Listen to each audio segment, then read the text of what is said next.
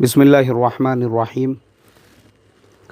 हैदराबाद से एक नौजवान ने ये ईमेल किया है। अस्सलामु अलैकुम वरहमतुल्लाह हज़रत, मेरा नाम मोहिउद्दीन है। मैं हैदराबाद तेलंगाना का रहने वाला हूँ। हज़रत, मैं आपका हर वीडियो लाज़मी तौर पर देखता हूँ।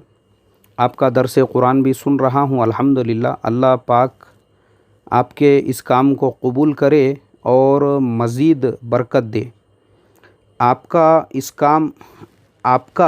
इस काम नौजवानों के लिए बहुत फ़ायदेमंद है। जज़ाकल्लाह।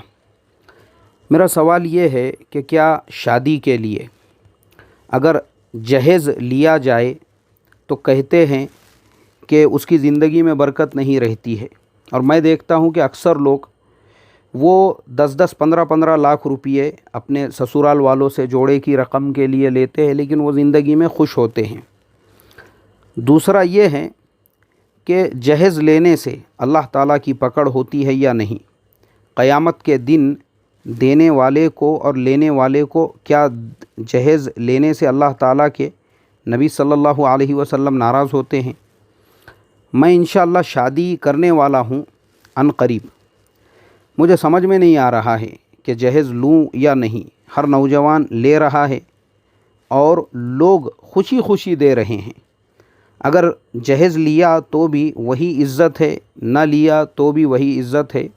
मुआशरे में कुछ भी फ़र्क नहीं है।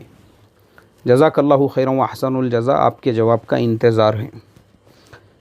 भाई, हमारे मोहिउद्दीन भाई, देखो, आपने अच्छा सवाल किए। आपने हैदराबाद से सवाल किए हैं, और ये लानत सबसे ज़्यादा हैदराबाद में ही है, जहेज़ की और शादियों में हुंडे की, जोड़े के रकम की, और वो फंक्शन हॉलों में जो है करोड़ों रुपये पानी की तरह से लुटाने की। आपका सबसे पहला सवाल, शादी के लिए जहेज़ लिए तो कहते हैं ज़िंदगी में बरकत नहीं होती, मगर मैं देखता हूँ अक्सर लोग 10-15 लाख रुपये लेकर भी खुशहाल है अपनी ज़िंदगियों में। तो आपके इस सवाल का जवाब ये है, बिल्कुल सही कहा आपने कि ज़िंदगियों में बरकत नहीं होती है। देखो, ज़िंदगियों में जो है ना, बरकत का मतलब ये नहीं है, ज़िंदगियों में बरकत का मतलब ये नहीं है कि उस इंसान के पास गाड़ी कितनी है, उस इंसान गाड़ियाँ कितनी हैं, उसका बंगला कैसा है, हवेली। असल जो है उसकी ज़िंदगी में सुकून कितना है। सुकून, अल्लाह ताला ने उसको सुकून कितना दिया है। वरना करोड़पति है और एक कप शक्कर की चाय नहीं पी सकता है। ज़िंदगी बेचैन है उसकी, ब्लड प्रेशर का, हाइपरटेंशन का पेशेंट है, मरीज़ बना हुआ है। उसके अलावा दिमागी टेंशनों में मुब्तला है। बग़ैर गोली खाए के सुबह नहीं होती, बग़ैर गोली खाए के दोपहर और शाम नहीं होती। तो इसे कहते हैं ज़िंदगी में बेबरकती का होना। ज़िंदगी में बरकत किसे कहते हैं? इत्मीनान से नमाज़ें हो रही है, इबादतें हो रही है, अल्लाह की नेमतों को इस्तेमाल कर रहे हैं और आराम इत्मीनान से सो रहे हैं। इसे कहते हैं ज़िंदगी में बरकत होना। दूसरी बात आपने लिखे कि 15-20 लाख रुपये जहे लेकर भी वो खुश है अपने ज़िंदगियों में। तो देखो, ये जो पॉइंट है ना आपका, वो खुश नहीं है अपनी ज़िंदगियों में। उनकी ज़िंदगी कुत्तों के जैसी हो चुकी है। मतलब कुत्ता कैसे होता है कि उसको आप टुकड़ा डालोगे तो आप जहाँ दुम हिलाने के लिए बोलोगे वो वहाँ दुम हिलाएगा। तो ये 15-20 लाख लेने वालों की भी मिसाल वैसी ही है कि वो कुत्ते के जैसे हो चुके हैं, दुम हिलाने वाले, अपने ससुराल वालों के सामने, अपने सास के आगे पीछे, अपने सालों के आगे पीछे पड़े हुए हैं, ससुराल वालों के वहीं पे। जैसे कुत्तों को हड्डी डाल दी जाती है तो इसको भी 2 टाइम प्लेट में सालन और रोटी डाल के इसके आगे बढ़ाया जा रहा है। ये वहीं टुकड़े तोड़ रहा है, मगर इसको उसका एहसास भी नहीं। तो वो खुशी नहीं है। असल में इसका बेहिस्सपना है। इसके अंदर की जो हिस्स है, इसके अंदर की जो, यानी इसके अंदर का जो महसूस करने का की जो कैपेसिटी थी वो ख़त्म हो चुकी है। वो कैपेसिटी नहीं होने की वजह से ये कुत्ते के जैसा जलील हो रहा है, लेकिन उसी को अपनी खुशी समझ रहा है। तो क्या करेंगे उसको बेचारे को? अल्लाह रहम करे। और क्या जहेज़ लेने से अल्लाह की पकड़ होती है या नहीं? क़यामत के दिन देने वाले और लेने वाले को क्या जहेज़ लेने से अल्लाह के नबी नाराज़ होते हैं? देखो, जहेज़ जो है ना, ये है जुल्म। लड़की वाले पे जुल्म है ये। उसको लिस्ट देना, डिमांड रखना, कि हमारे इतने मेहमानों को ये खिलाया जाए, वो पिलाया जाए। जैसे ये ख़ानदानी भूखे थे, इनके 7 पुश्तों ने बड़े का गोश्त छोटे का गोश्त नहीं खाए थे, ख़ुबानी का मीठा नहीं खाए थे। तो ये भिखारीपन की निशानी है। तो ऐसे जो भिखारी होते हैं, तो ऐसे भिखारियों पर अल्लाह की पकड़ दुनिया में ही होती है। या ऐसे भिखारी दुनिया में ही परेशान होते हैं, इनके ज़िंदगियों में से बरकत ख़त्म हो जाती है। तो जुल्म करने की वजह से ये ऑलरेडी दुनिया में ही अल्लाह की पकड़ में होते हैं। मरने के बाद जो होंगे वो बिल्कुल होंगे, अल्लाह के नबी भी नाराज़ होंगे, क्योंकि इन्होंने अल्लाह के नबी का तरीक़ा छोड़कर मुशरिकीन का तरीक़ा, जो अतराफ़ में रहने वाले जो ब्राह्मण हैं उनका तरीक़ा, हिंदुआना रसूमात अपने शादी ब्याह में उनके तरीक़े के हिसाब से किए थे, तो अल्लाह के नबी तो नाराज़ होंगे ही। अब आपने आपके बारे में लिखे कि आप शादी करने वाले हैं अनकरीब, तो आपके समझ में नहीं आ रहा है। सब नौजवान ले रहे हैं, देने वाले दे रहे हैं, लोग खुशी से दे रहे हैं। आपने ऐसा लिखा, खुशी खुशी दे रहे हैं। मोहिउद्दीन भाई, लोग खुशी खुशी नहीं दे रहे हैं। वो आपको खुशी खुशी इसलिए नज़र आ रहा है क्योंकि उनके बेटी का मसला है। उनको मालूम है ये भेड़ियों को हमारे महाराष्ट्र में लांडे कहते हैं। तो वो लड़की के बाप को मालूम है कि ये भेड़िए, ये लांडे, इन लांडों को अगर जहेज़ नहीं दिया जाएगा तो ये लांडे, ये भेड़िए मेरी बेटी को चीर फाड़ डालेंगे, जुल्म करेंगे मेरे बेटी के ऊपर। तो खुशी खुशी नहीं दे रहा है, वो खुशी खुशी ज़ाहिर कर रहा है, लेकिन अंदर से टूटा हुआ है वो। उसने सूद से कर्ज़े लिए हुए हैं, इंटरेस्ट से पैसे उठाए हुए हैं। उसने, तुमको मालूम है उसने क्या क्या किया? अपना घर बेच दिया, प्लॉट बेच दिया। आपको उसके पीछे की स्टोरी मालूम है, लेकिन देते टाइम तो उसको खुशी खुशी देना ही है।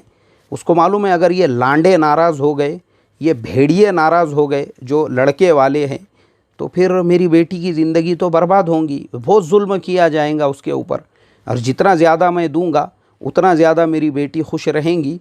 तो उस वजह से वो दे रहा है। और आपने जो इज़्ज़त की बात लिखी है कि लिया तो भी वही इज़्ज़त, ना लिया तो भी वही इज़्ज़त है, मुआशरे में कुछ भी फ़र्क नहीं है। मतलब इज़्ज़त आप किसको समझते हो, मुझे पहले ये बताओ। आपको मालूम है हमारे मुआशरे में, हमारे समाज में हम अंधे हैं, अंधे, ब्लाइंड, वी आर ब्लाइंड। क्योंकि हम अंधों के मुआशरे में इज़्ज़त और ज़िल्लत का डेफिनेशन पहले तो मालूम ही नहीं है किसी को। इज़्ज़त मालूम है, वलिल्लाहिल इज़्ज़तु वली रसूलिही वलिल मुमिनीन वलाकिन्नल मुनाफिकीन ला यफ़क़हून। कुरान में फरमाया इज़्ज़त मालूम है आपको किसे है? इज़्ज़त उस वक्त में है जब आपकी मौत कलीमे के साथ में आ रही हो, वो इज़्ज़त है।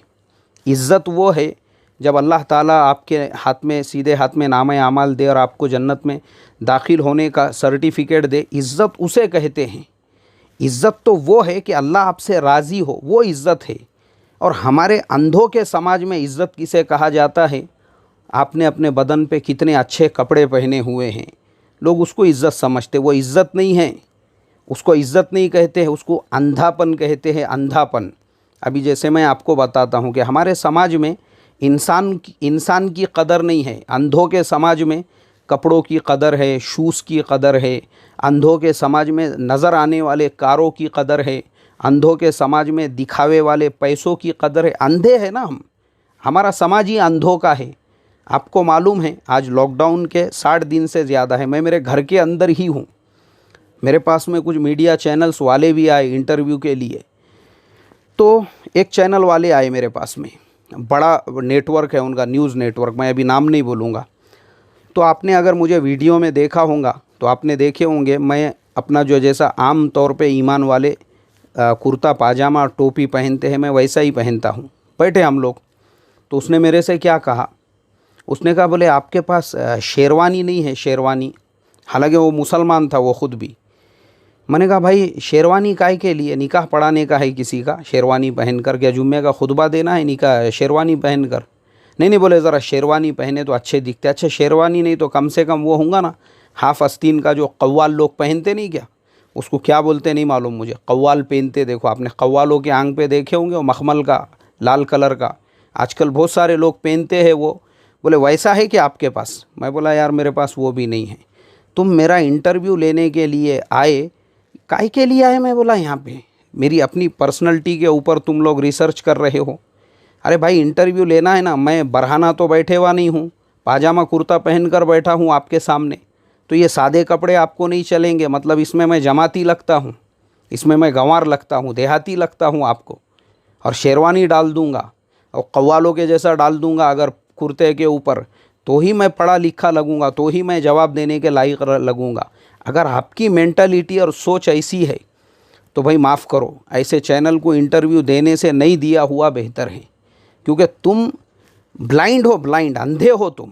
तो वो विचारों का मसला नहीं है, ये हमारे पूरे समाज का मसला है। अंधों का समाज है हमारा।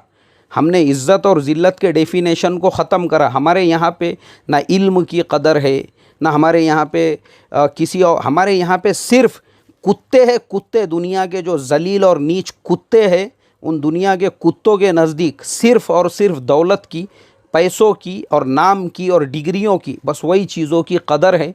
तो इसको इज़्ज़त नहीं बोलते। इसको आपने जो लिखे ना कि मुआशरे में लिए तो भी वही इज़्ज़त है, नहीं लिए इसको इज़्ज़त नहीं।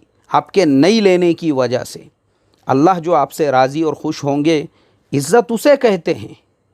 हाँ, इज़्ज़त उसे कहते हैं। नहीं लेने की वजह से अल्लाह आपसे नाराज़ हो रहा है ना, क़यामत के दिन आपको उसका अजर व सवाब जो मिलेगा वो आपके लिए इज़्ज़त है। ये दुनिया के कुत्तों को देखकर जो अंधे हैं, ब्लाइंड है, इनको क्या इज़्ज़त ज़िल्लत समझेंगी इनको। अल्लाह रहम का मुआमला फ़रमाए। और आपने जो जज्बात रखे हैं अपने कि आप जो है जहेज़ बग़ैर लिए के निकाह करेंगे, तो मैं दुआ करता हूँ अल्लाह ताला आपको कामयाबी अता फ़रमाए और दोनों जहान में आपको जो है तरक्कियों से नवाजे। आमीन सुम्मा आमीन। अस्सलामु अलैकुम व रहमतुल्लाहि व बरकातहू।